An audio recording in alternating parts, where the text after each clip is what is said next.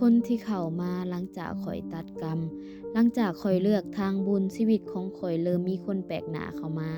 บางคนเข้ามาเพื่อสอนให้ข้อยเป็นคนอดทนบางคนเข้ามาเพื่อสอนให้ข้อยทดสอบใจพระอาจารย์เคยบอกว่าเมื่อกรรมเก่าข้อยอ่อนลงกรรมใหม่จะเข้ามาแทนและข้อยเริ่มรู้ว่าบางคนที่เข้ามาเขาบ่ได้เข้ามาเพื่ออยู่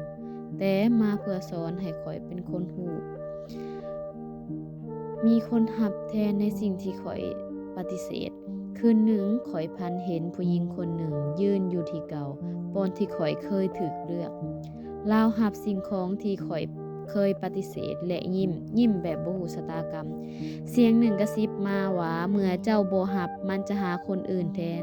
ข้อยตื่นมาด้วยคำถามในใจกรรมเลือกคนหรือว่าคนเลือกกรรมสิ่งที่ข้อยย้านที่สุดบ่แม่นของข้อย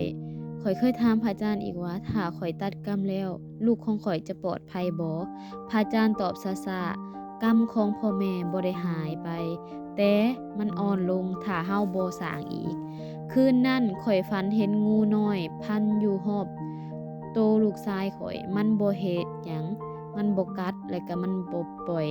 และข้อยรู้ว่าบุญที่ข้อยเฮ็ดบ่ได้มาเพื่อข้อยคนเดียวบ่ได้เฮ็ดเพื่อข้อยคนเดียว